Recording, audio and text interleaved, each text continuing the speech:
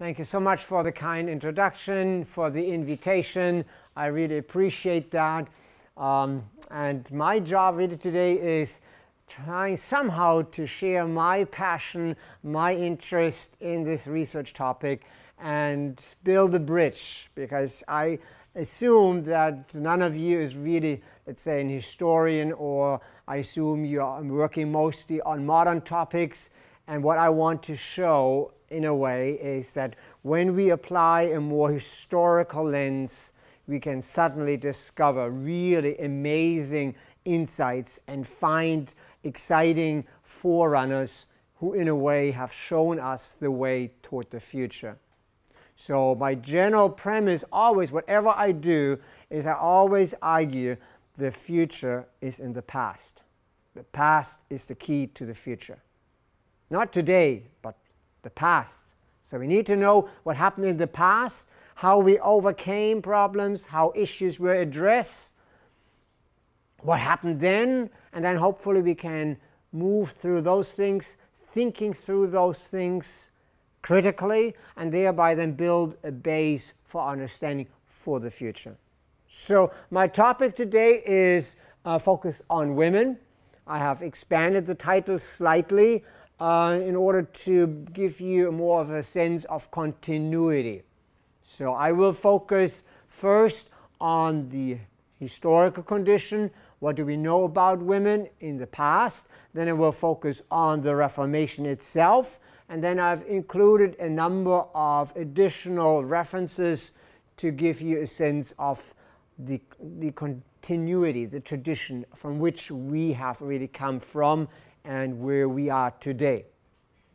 I strongly encourage you to discuss with me if there's anything you would like me to deepen a little bit. I want you to feel very comfortable, because a good teaching situation is where we all work together in a way. Okay, so just raise your hand and say something. If you want me to move in a slightly different direction or flesh out a little bit more, just let me know. Can you all hear me well? Do you understand I have my own American accent now, but you get it, right? So if I speak too fast, just let me know. If I don't speak loud enough, let me know. Okay, because I'm here for you. So it's not you are here for me, I'm here for you, right? So, and I'm very happy and very pleased. Thank you so much for making this available.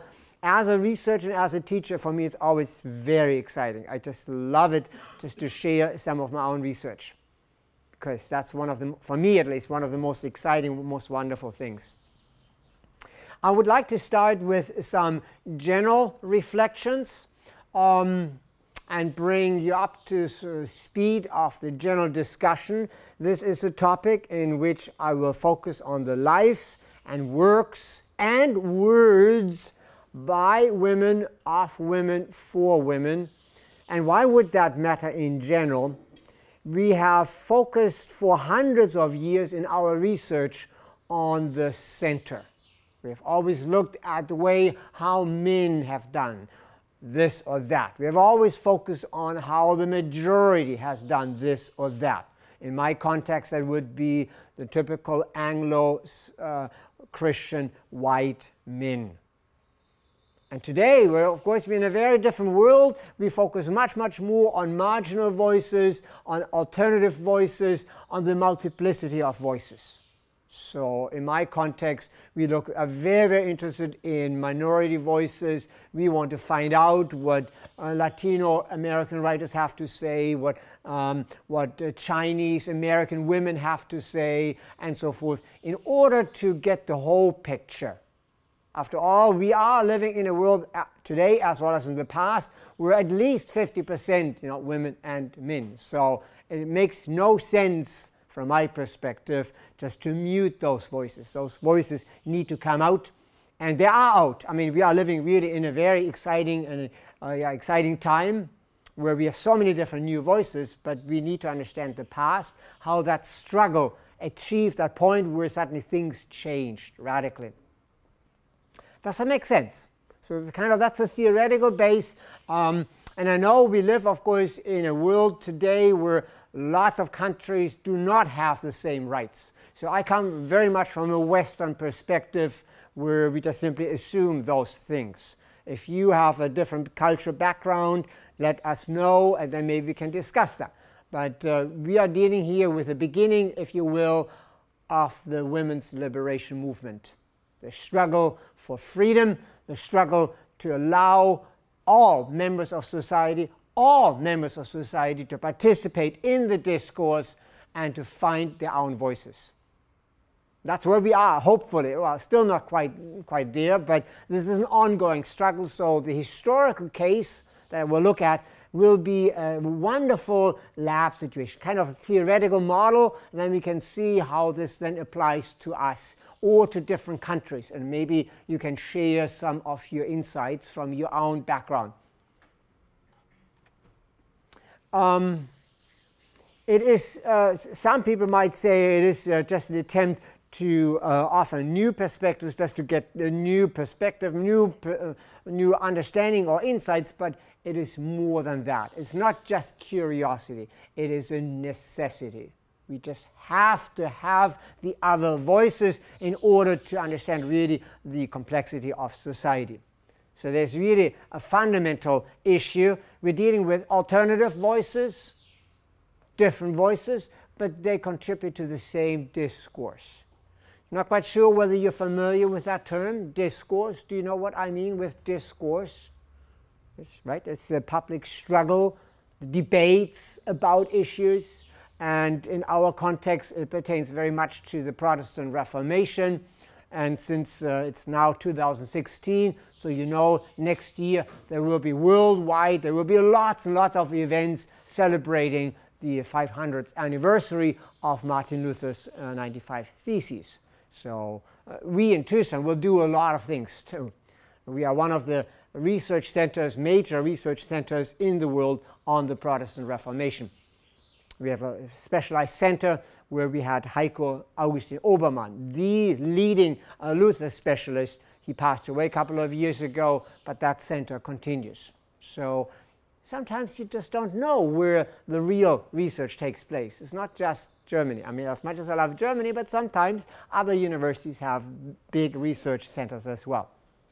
So I'm talking about the discourse, and the discourse is so necessary because it's such a complex issue. It's a power struggle. It's a question about authorities, about how society is organized, who has a way of saying things.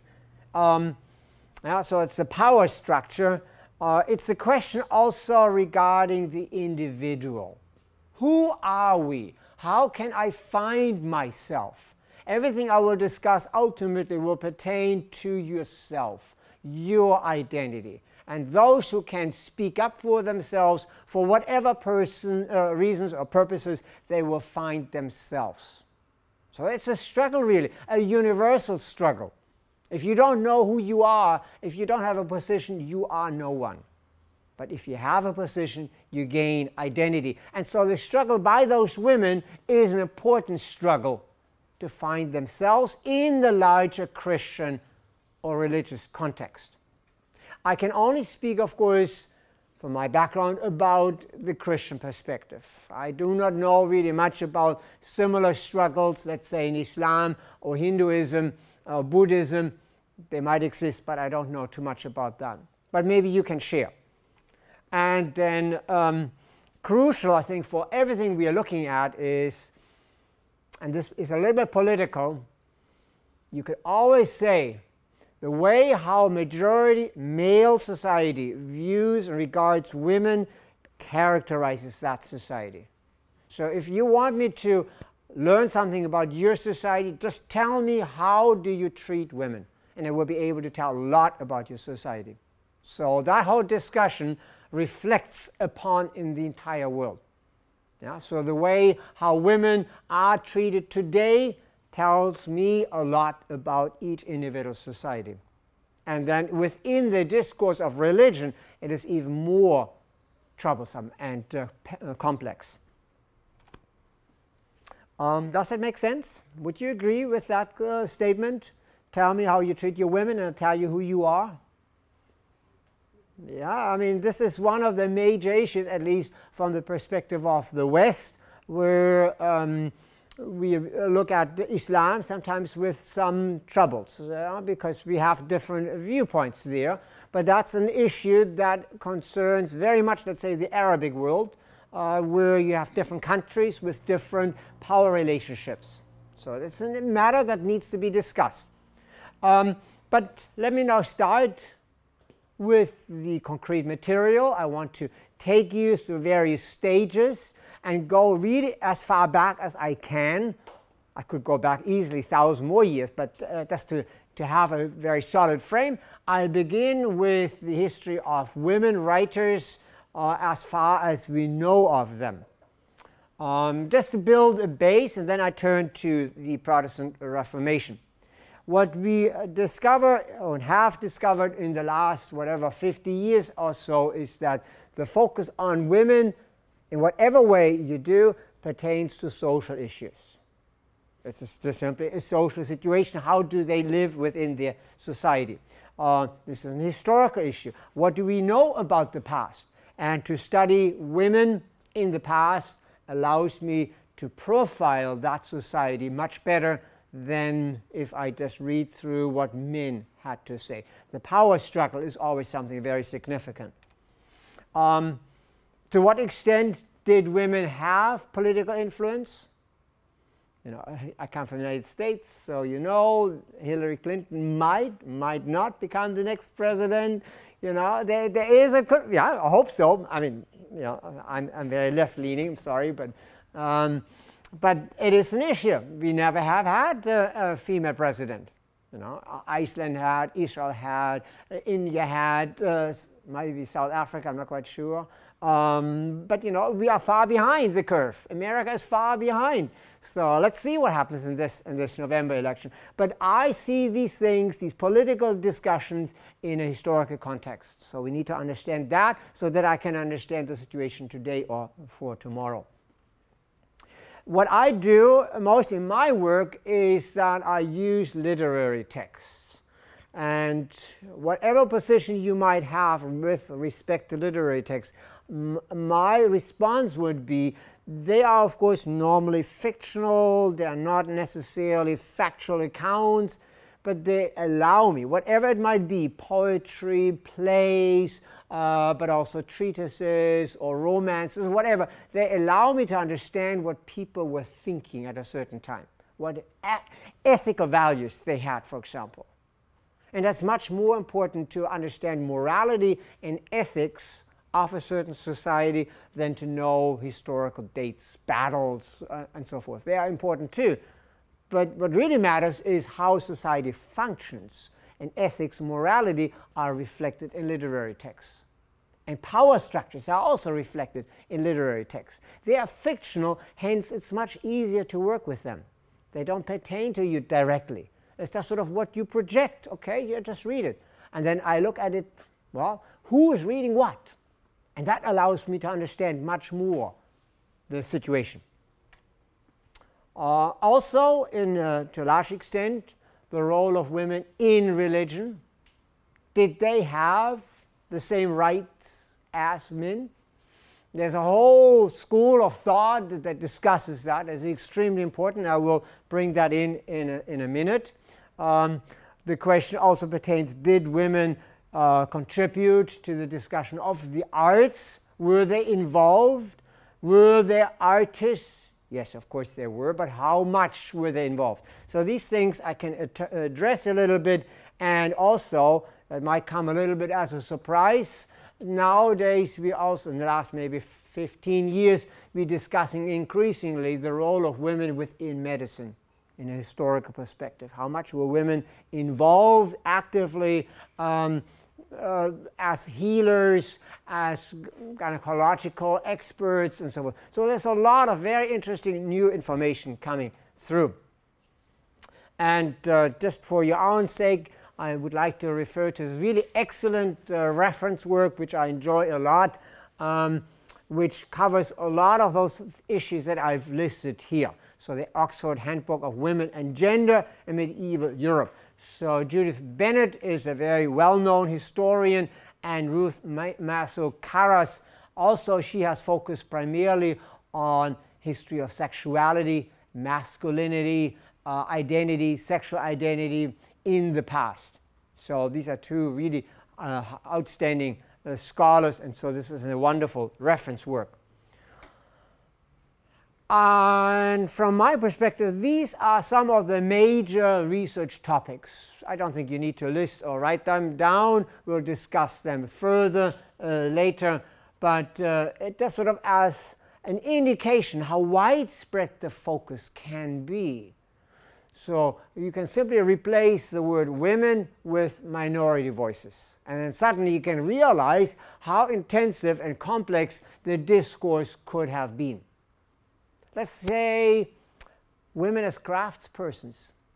You never would even think along those lines. You would think, well, all these objects, they were made by men, altarpieces, crosses, paintings, metalwork, and so forth. But we realize, the more we look at the details, how much work actually has been done by women. So, for example, we know how much women are involved today in Mexico, creating wonderful, the major art actually. This always has some political implications. You know, if you have a so-called minority person who produces majority work, then suddenly the discourse is very different than you might have assumed. I do a little bit self-advertisement. That book just came out, and I like to show you the cover because of the 4 pictures. And if you wonder in general, what do we know and how do we know about women, then you ask yourself right away, well, I don't know any images of women because we normally don't look for them.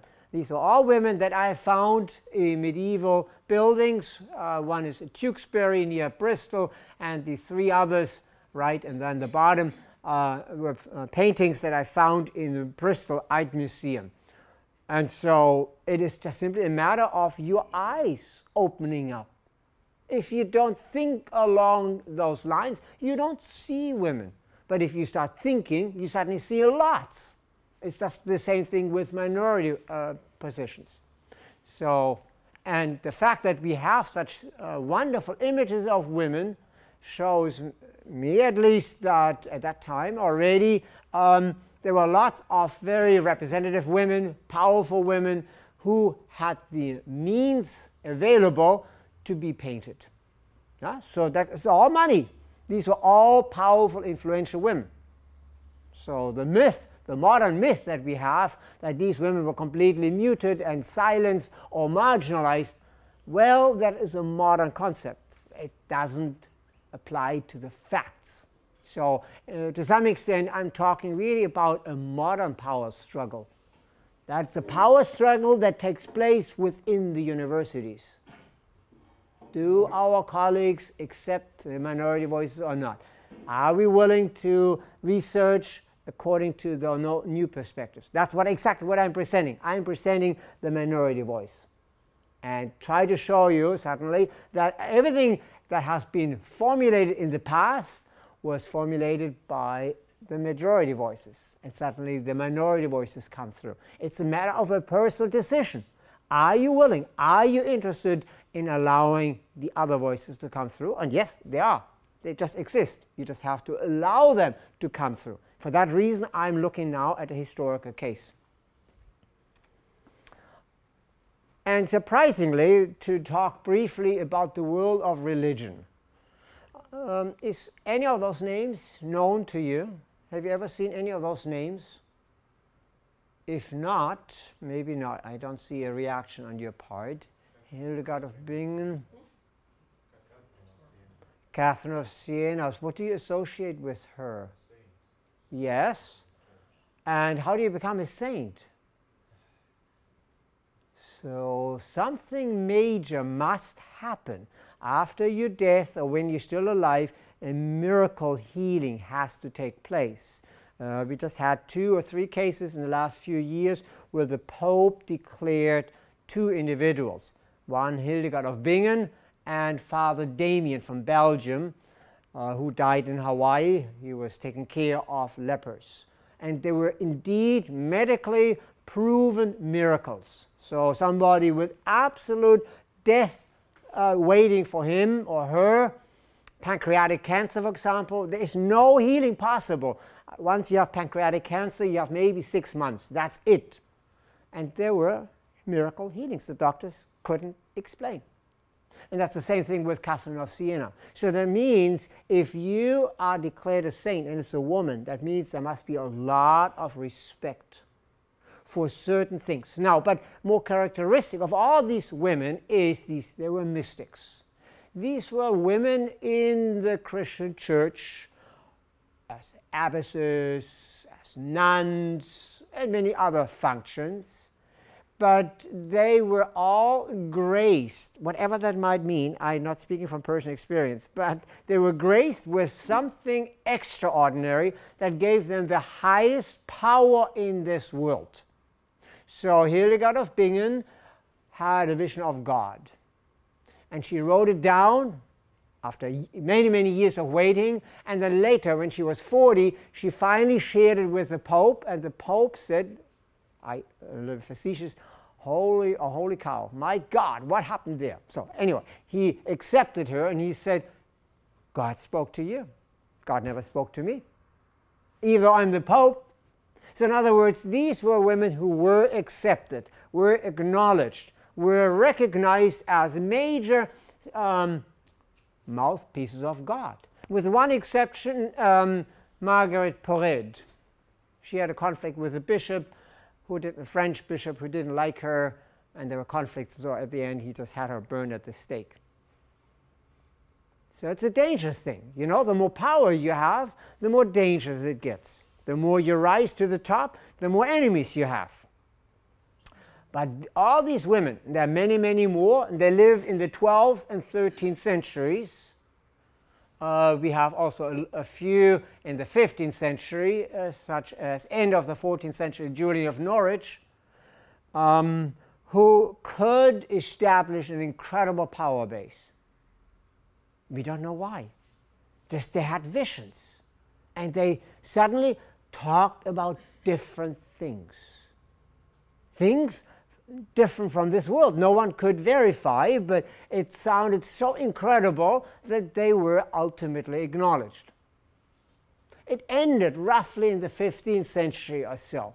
Yeah, we have one or two more. Let's say in the 16th century Spain, there's a woman called Teresa of Avila, but she was kind of an exception because, and increasingly, the church, the male church, said, you're not mystics. You are all devil worshippers. The devil has spoken to you. You have been deceived. Let us burn you, so to save your soul. So it became a power struggle.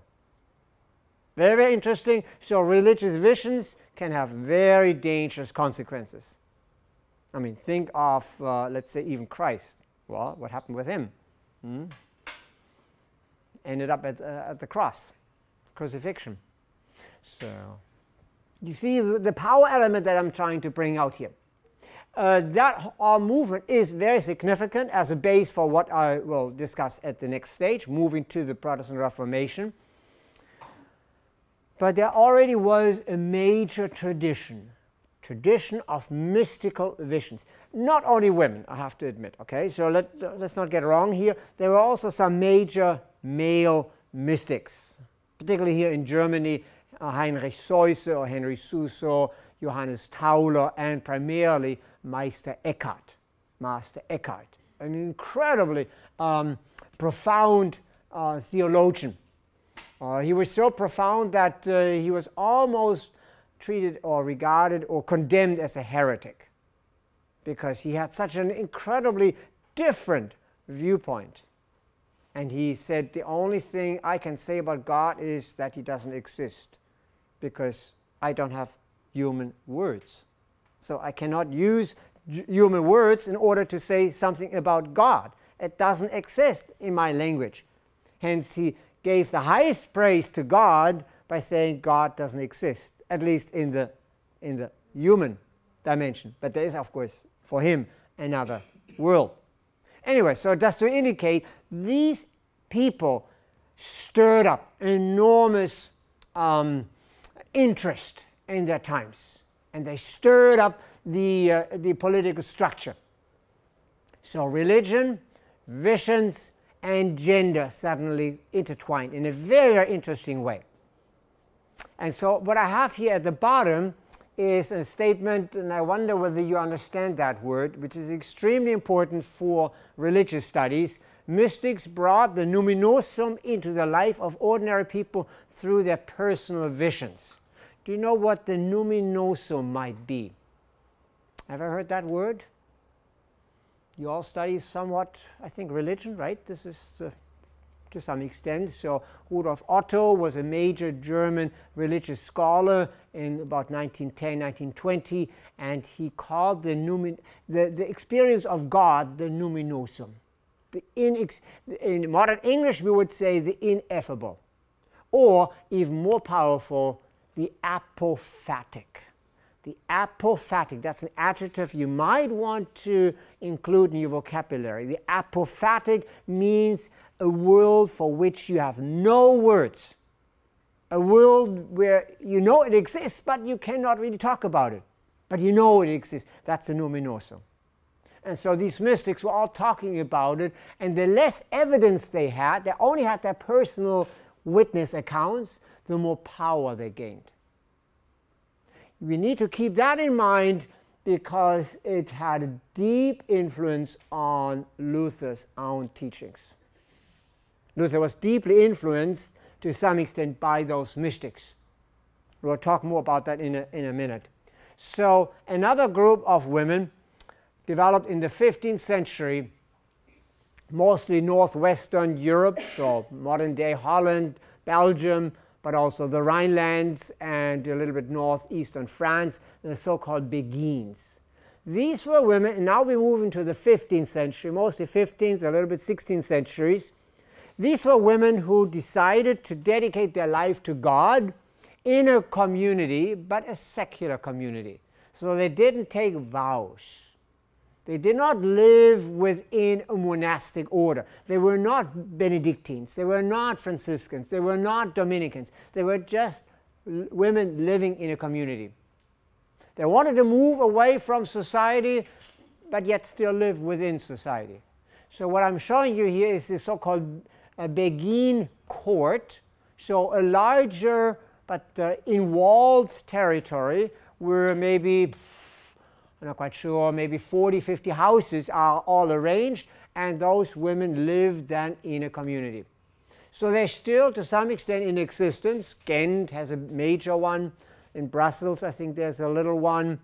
Along the Rhineland, there are a few, but very small. Many times they have been destroyed. But in Bruges, that's what we see here, or in German, Brügge, that's what's still to be seen. Fascinating. Alternative forms of life, but dedicated to God. The Christian church didn't like them too much. Yes, please. Bring me them? Yeah, wonderful. Bring them in. But I keep talking.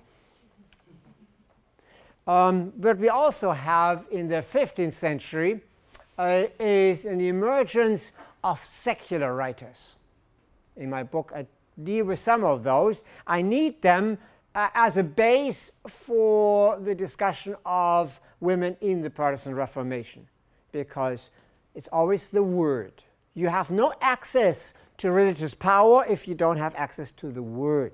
And so these writers, I listed here a couple, Marjorie Kim, for example, who wrote the first autobiographical text in the English language, her so-called book. Very strongly mystical, very sentimental. She's constantly crying whenever she goes to a church or whatever. But it's, as we regard that today, a major contribution to English literature.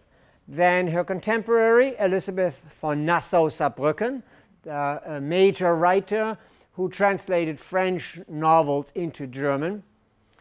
I'm running through those names fairly quickly. Elizabeth came from France, so she was a French princess.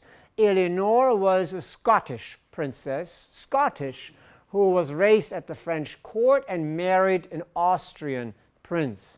and she also wrote a major novel that became a bestseller in the late 15th and 16th centuries. So these are strong voices. Then the most powerful one is Christine de Pizan, a French writer. Are they coming or not? Yeah, they're coming. Good. So Christine de Pizan, you could call her, well, the forerunner of Argula. So Argula is already in my mind, so she's coming up very soon. But Christine de Pizan was not necessarily a Christian writer. She was, I mean, yes, she was of course Christian, but she, shall we say, she was a feminist. She was really a fighter for women's rights. So she wrote really a major text about the way how women should find their own place in society, how women should perform or comport themselves. She wrote romances, but she also wrote treatises about war and peace. She wrote autobiographical poetry. She was very philosophical. We know a lot about her life, and so she's the most remarkable woman writer from her own time. Then we also have women in Spain, such as Leonora da Córdoba, who wrote memoirs. So these women begin to write about themselves. And that's exactly where then we will have Argula, and where we then will have the modern day women writers.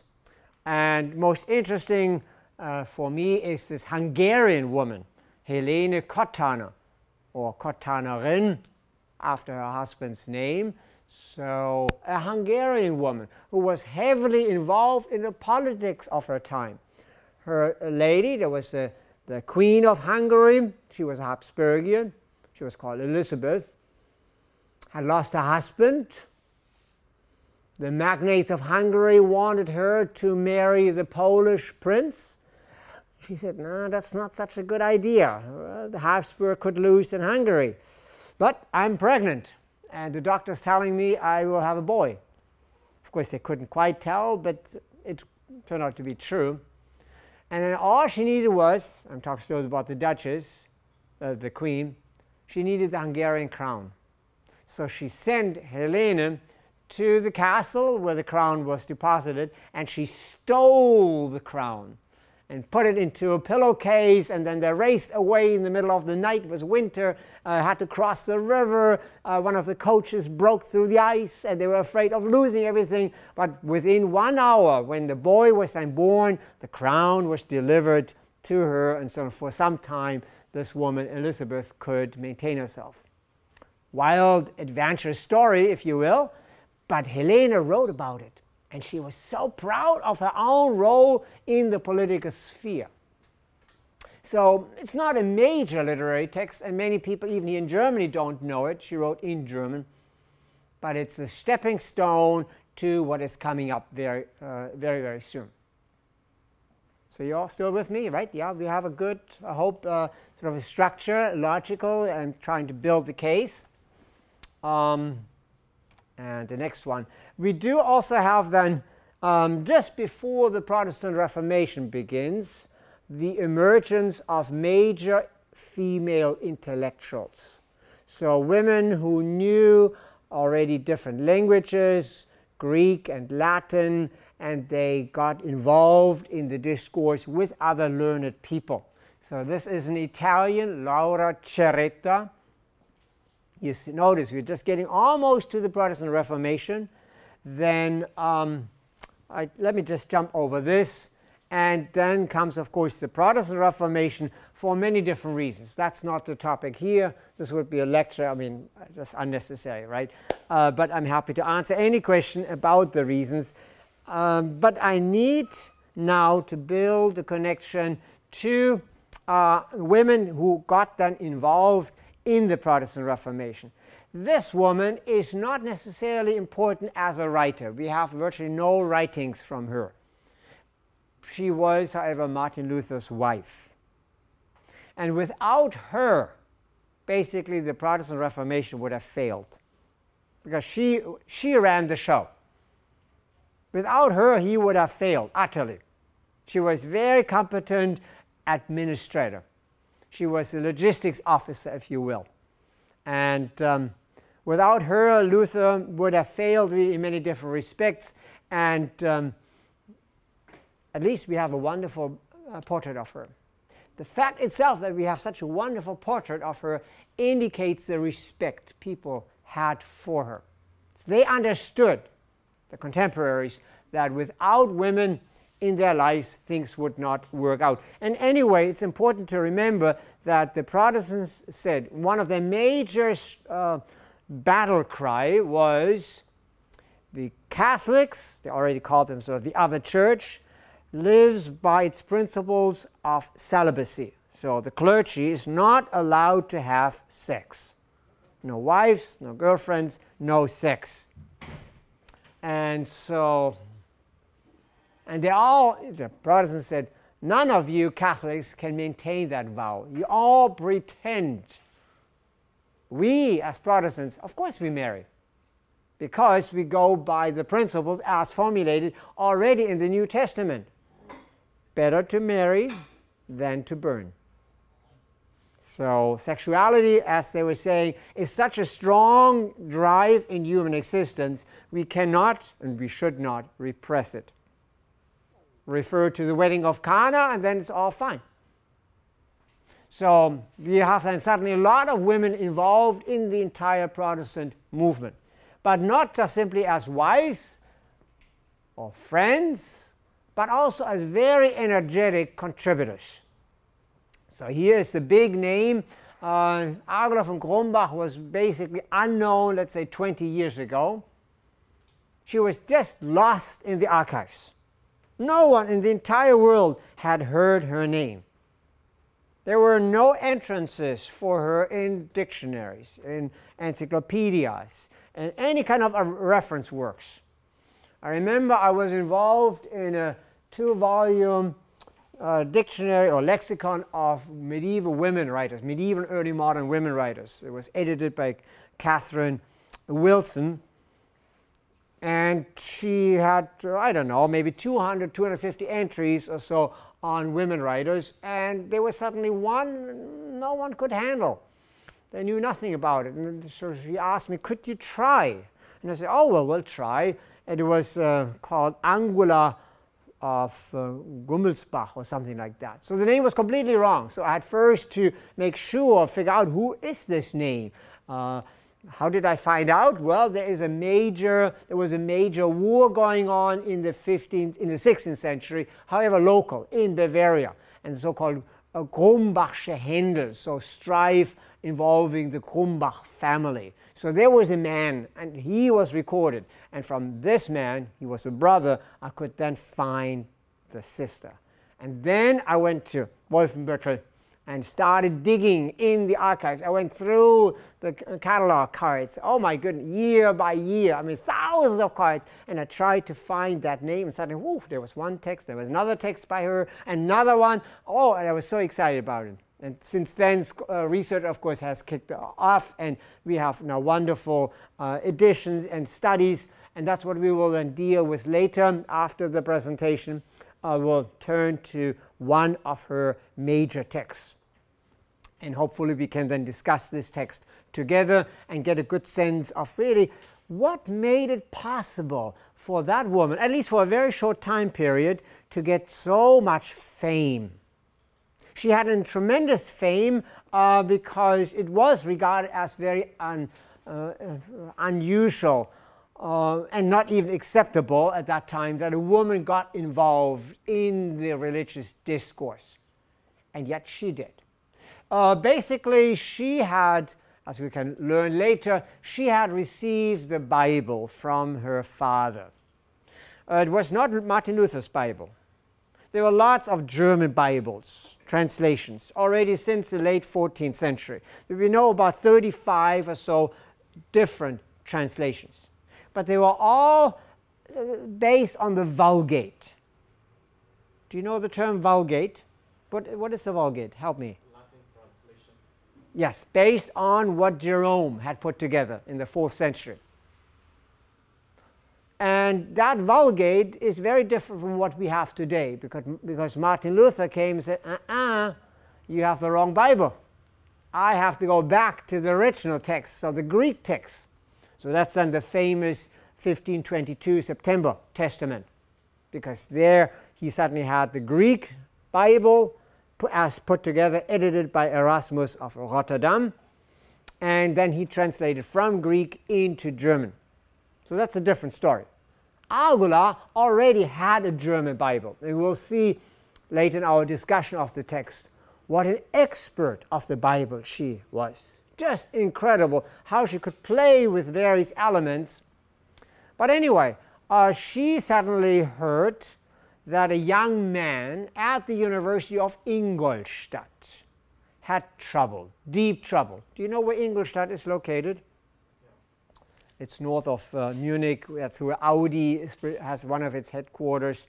And it will become later, sort of from about 1540, will become a very, very important center for Catholic activities, because the Jesuits were then located there in Ingolstadt. Anyway, Ingolstadt has always been, at that time, a very conservative, very Catholic university, and a young man, Audacious Seehofer, we'll hear about him a little bit more afterwards, had basically done the same thing as Martin Luther. It is dangerous working with words, you know, even until today. I could easily rattle off a whole list of countries where you better do not publish anything. Don't write anything. Don't say anything about the leader. You know, you get into trouble, deep trouble. So in his case, he got into trouble. And since he had published these heretical things, they said, okay, let's burn him at the stake right away. A young man, 17 or 18 years of age.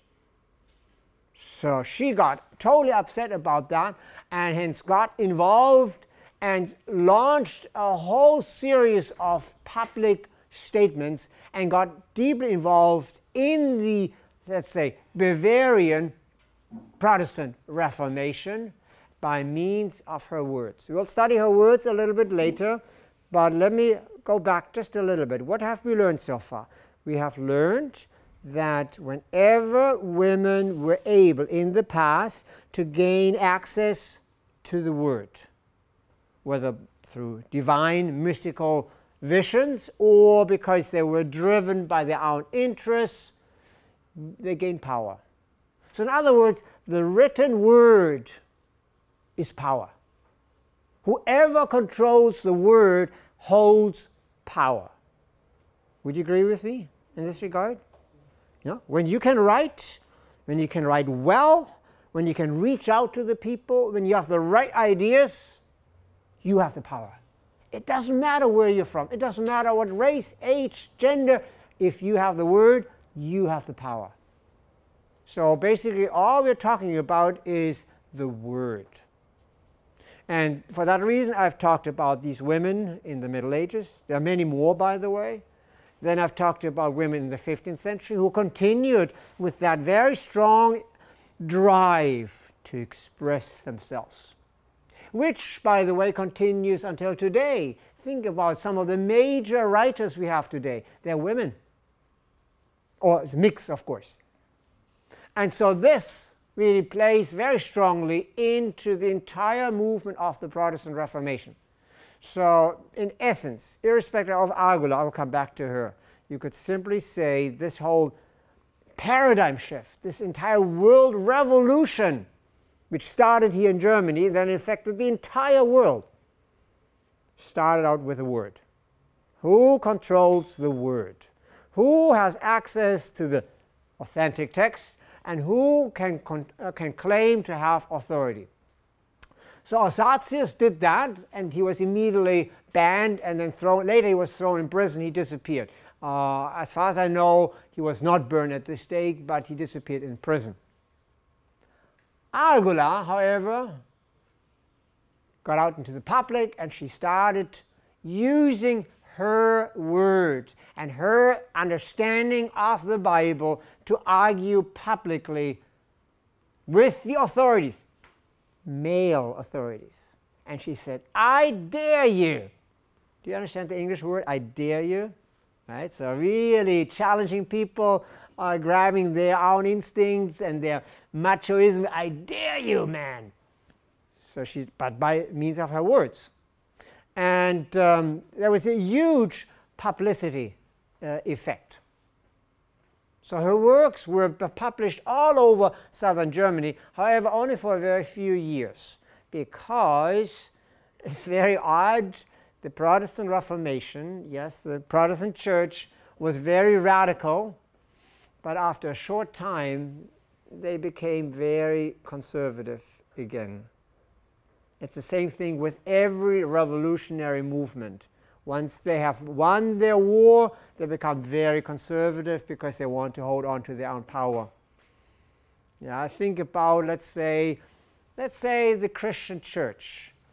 The Christian church was persecuted at the beginning by the Romans. Lots of them were killed, crucified, whatever. As soon as they were a state church, what did they do? Crucify, burn, kill. The same thing, just the opposite way. Yeah, it's an irony of history, but so the same thing happened in a way with the Protestant church as well. We started out with a very strong impetus. We will reform the world. We will return to the purity of the word. But as soon as a woman showed up, they said, oh, no, no, no, no. And as soon as by the end of the 1520s, she, Argula, and many others who appeared were then basically muted as well. I have a couple of more examples, but we'll look at this here, this broadsheet, which is also on the flyer I've seen. So thank you. That's a great, I think, one of the greatest, most effective broadsheets we can use. But I can ask you for help. Could you tell me why this image, this woodcut, indicates her power? What gives her the power? You see all these men, the authority figures, right? You recognize they have splendid clothing, hats, and so forth. And they have the power, and yet, no, she has the power. What is the point? Can you see this from this image? Yeah, say that up a little bit more. Yeah, she has the text.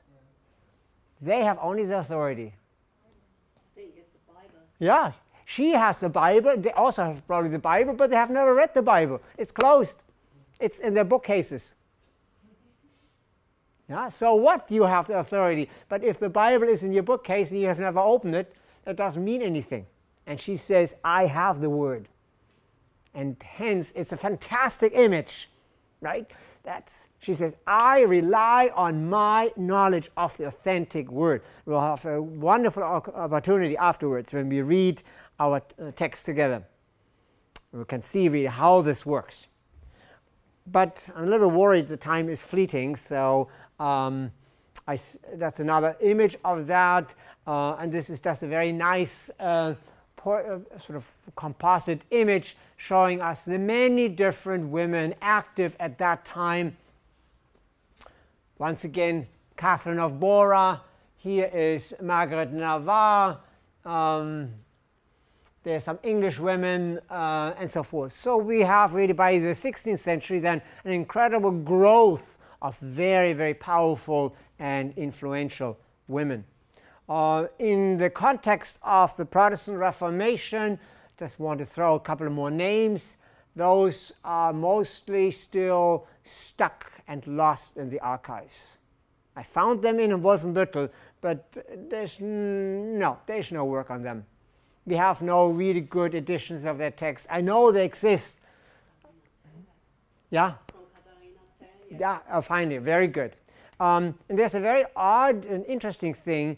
There's a university nearby where I live, namely in Utah. So I'm Arizona, and in Utah there is the Brigham Young University in Provo. It's a Mormon university. But my colleagues in Germany there have built an online library on women. It's called Sophie. So if you want to read all those texts, they're all online now. So there's a lot of things going on, but there are a lot of things going on, but the literary histories, many scholars still they hesitate. That's still sort of a little bit obscure area. Katharina von Münsterberg, I'm not quite sure whether we have any work on her. Then Die Graserin, it's a poem that I discovered. Then this really interesting woman, not so much involved in the Protestant Reformation, but Olympia Fulvia Morata. So if you visit, for example, Schweinfurt today, do you know where Schweinfurt is located? Schweinfurt is in the vicinity of Würzburg. It's a small little town, sort of northern Bavaria, but she was an Italian who was a teacher of Greek. She was one of the major Greek teachers of her time. She had met a German officer, military officer, moved with him in the 16th century to Schweinfurt, and today in Schweinfurt there is a sculpture. I'm afraid most people just walk by and have no idea who she is, but she was a major Greek scholar. At that time, very few people knew Greek, and the knowledge of Greek is the key to power, at least in that context. Then I think last year I also talked a little bit about Anna Ovena Hoyers, a woman who became very active as a writer, a lot of poems in northern Germany, northwestern Germany, but she experienced very quickly very harsh criticism because she herself had criticized the, by then, very orthodox Protestant clergy. She said, hey, you guys, you just pretend to be good ministers. In reality, I know you're whoring around. I know you're stealing money. You're not good clerics. What do you think the church then does? You are terrible, and they throw you away. And they took away her money, so she had to go into exile, and then she died in Sweden. So that's one of those interesting cases. And I would like to kind of wrap this up and refer you quickly to Anna Maria van Schurman, a very interesting case. Now we're moving to the 17th century. She was regarded as one of the most powerful, well, that's too much. Let's say one of the most intellectual women of her time. She knew fluently 10 languages. She was highly regarded by her contemporaries as a most learned person. Oh wait, I'm a little bit too far. I thought I had more. Wait, no, I don't have this. And she enjoyed really great respect from her male contemporaries, for sure. But then in the middle of the 17th century, she got into contact with a man called Labadist, who was kind of a revolutionary alternative person who wanted to create a new community. Just like as I talked about the Beguines before, so he created the Labadins. So Labadins who wanted to live in their own rural community. And so she dismissed everything she had done before. She joined Labadist, and they formed a community. And after Labadist's death in 1674, then she became the leader of the entire community. It's northwestern, actually Frisia, so really far north.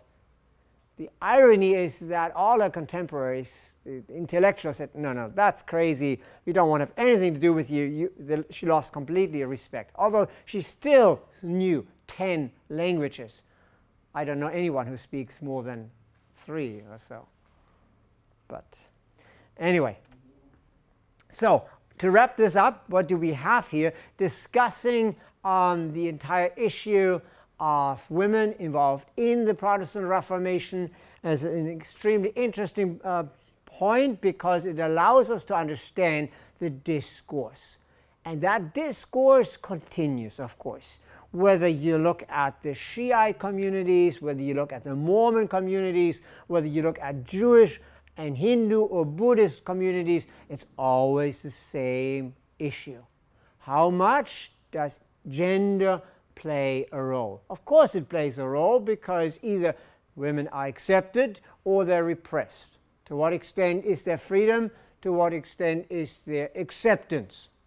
So these are things, I don't take any side here, but these are things that reflect each society. The discourse on that on the question who has the power of the word determines that society. If a society decides that they want to repress women, then, well, that's their society. But if a society decides and says the religious discourse requires the other voice as well, that's the other decision. So in other words, with the Protestant Reformation and the role of women involved in there, we do have then very classical example, a case study, a perfect case study to reflect upon all those struggles whenever you have a new religious movement.